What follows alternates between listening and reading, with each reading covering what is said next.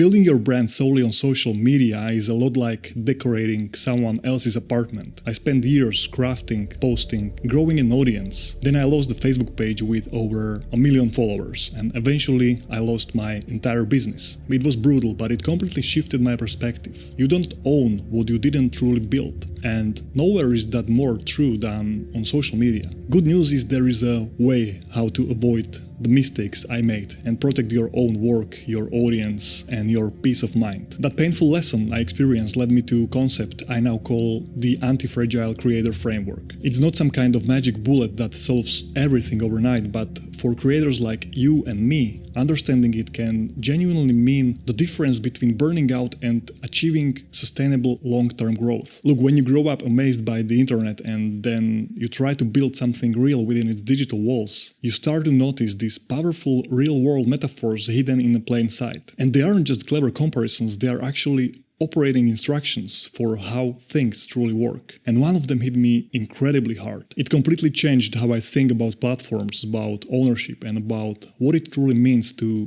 build a personal brand that lasts. Let me explain. Through my life, I rented over 10 apartments in 3 different countries, and in almost every single one of them, I either lost my security deposit or got hit with some kind of shady bill at the very end. And it wasn't because I was careless. I treated those places as if they were my own. I painted the walls, I fixed the shelves, and of course I even deep cleaned before moving out. My philosophy has always been very simple. If you borrow something, you return it in a better shape than you found it. But I still got screwed, and I was asking myself why. And the answer is simple, because the landlords held all the power. And when someone holds power over you, even a tiny bit, they will almost always use it, especially if you tend to avoid conflict like I often did. That's when the metaphor truly clicked for me. This is exactly what's happening right now in the creator economy. Creators are essentially building their homes on someone else's land. They are decorating the feed, they are rearranging their content calendar.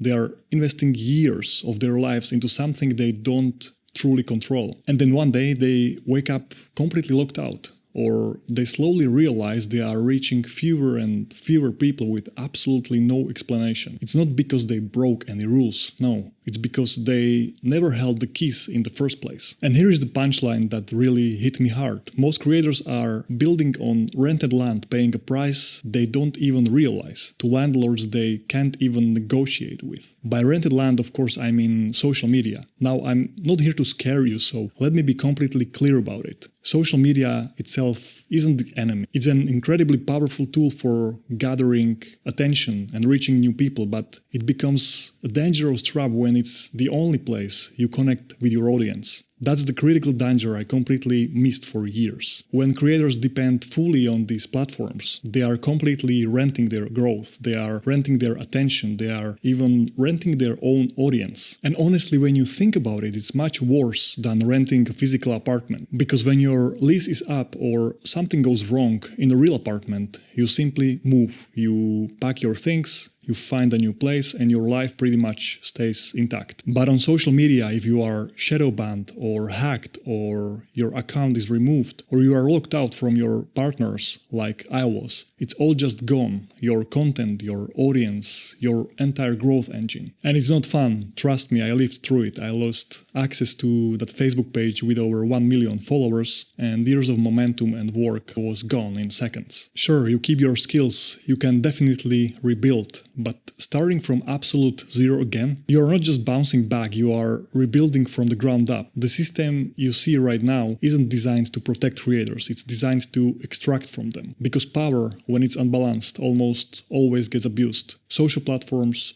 they own the rules, they own the distribution, and they own the relationship between you and your audience. I've come to think of them like a giant casino. You keep showing up, you keep feeding the machine with your content, you are pulling the handle with your time, with your energy and your creativity. You are hoping for that next algorithm jackpot, but the house always wins. You might get a hit once in a while, but you can't predict that. You certainly can't build a sustainable business on it. And that's what I call the algorithm casino effect.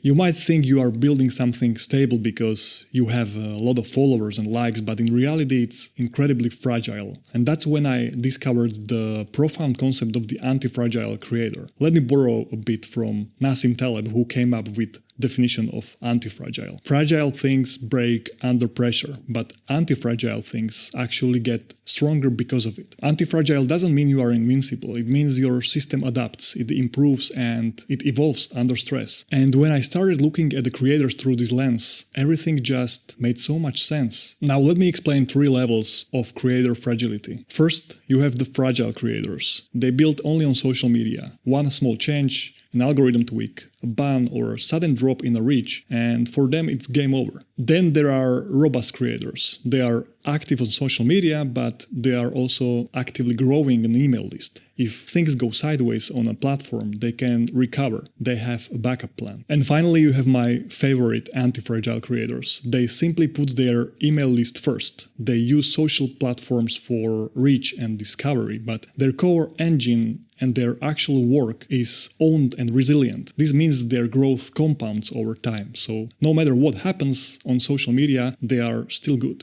Basically, anti-fragile creators don't panic when a platform changes. They actually leverage it. Are you shadow banned? Great, drive people to your email list. Did the algorithm shift? Your email still delivers directly to their inbox. If you are feeling burned out, write slower, go deeper, and send it directly to your subscribers. If you got banned from a platform, tell your list exactly where to find you next. As an anti-fragile creator, you are not starting over, you are always starting from position of strength. That's when I truly realized something important. I don't want to be the creator with 200,000 followers and zero control. I want to be the one with 200 of them and have a total ownership. And by total ownership, I don't mean controlling people, of course. I mean protecting the relationship you have with your audience. Because when you own your audience, you effectively removing luck from the equation. Anti-fragile creators, they get sharper with every hit they take. They turn setbacks into powerful signals for what to do next. And most importantly, they write their own rules. So if you truly want predictable growth, you have to stop playing roulette on someone else's terms. Let's break this down with simple math. Imagine you have 10,000 people on each channel, one email list and one social media following. On email, your average reach is nearly 100%. Most people at least see your name in their inbox. On social media, you are lucky to reach maybe 2 to 5% of your followers.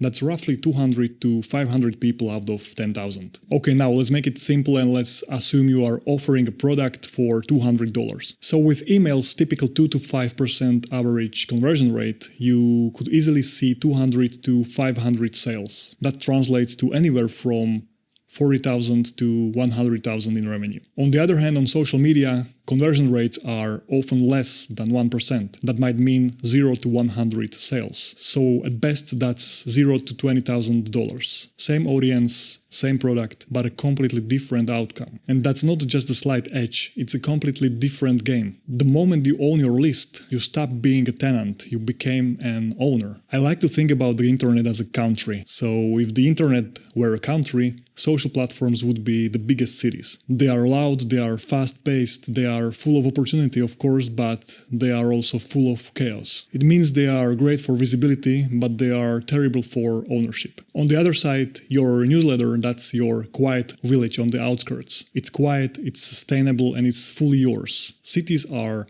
gentrified, platforms shift and change, but your own property, it holds its value, you control the access, and you decide what gets built on it. So this is the Antifragile Creator Framework that helped me completely rebuild my confidence. It's my simple 5-step transition from being an audience renter to becoming an audience owner. Most creators don't even realize they are just tenants. They are decorating their rented space on Instagram, painting the walls on YouTube, and trying to build a meaningful relationship inside someone else's algorithmic skyscraper. But the truth is, if your audience only lives on platform you don't own, you are always just one policy change, one shadow ban, or one content violation away from being evicted. So let's fix that together. Here is how you can build your own creative property, step by step. Step number 1, you have to acknowledge that the game is rigged. Before you can win your own game, you have to admit you are currently playing someone else's. Social media is fundamentally built for distribution and discovery, not for ownership. It's optimized for attention, not for deep connection. connection. It rewards short-term hits, not long-term trust and relationships. You simply can't beat an algorithm you don't control, but you can absolutely stop depending on it. You don't win by trying to master their rules. You win by changing the game entirely. Step number 2, build your digital property, also known as your newsletter. Your newsletter is your true creative home.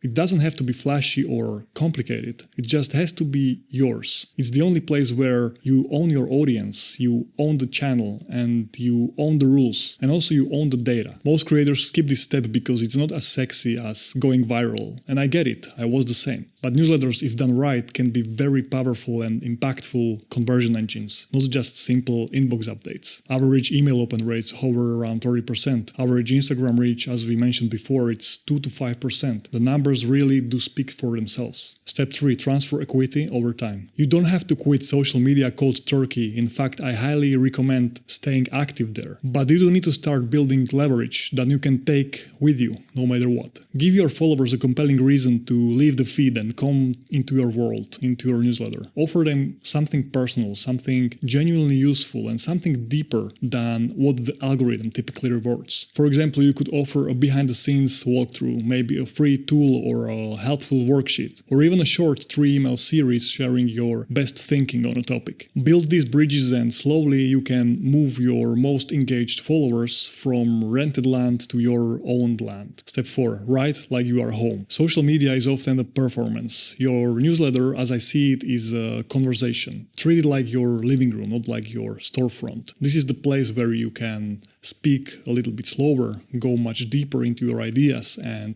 truly get real with your audience. Your best and most authentic thinking belongs here, and when you get this right, it becomes a system of clarity, not just for your readers, but for you as well. Step 5, keep food in the city, but don't live there. Platforms still matter, but they are just discovery channels, not your home base. So I would highly recommend to use social media just to repurpose your content, attract new attention, and spark curiosity in the new people. And of course, for testing your new ideas. And then always invite people home to your own space, to your newsletter. Because, for example, when Instagram changes its rules, or X evolves, or TikTok faces new challenges, you are still creating. You are still standing strong. Rented land is for reach and discovery. Owned land is for depth, for trust, and for long-term leverage. As I see it, most creators are sprinting through someone else's casino, trying to win big. But you and me, we are here to build something slower, something smarter, something truly authentically of ours. There are definitely things in the life that make perfect sense to rent, like ski gear, for example. You only use it a few times a year. Renting saves you money, storage space, and all that prep time. But your audience, that's absolutely not something you want to rent. You want to store it, you want to nurture it, and you want to be able to take it with you wherever you go. Social platforms need creators, but creators often forget their own leverage. Owning your list doesn't just give you control, it gives you freedom. Freedom to speak clearly, to create at your own pace, and to scale your business sustainably on your own terms. Look, I'm not sharing this from some kind of pedestal, I'm sharing it from the process itself. This video you are watching or listening to right now comes from my latest newsletter.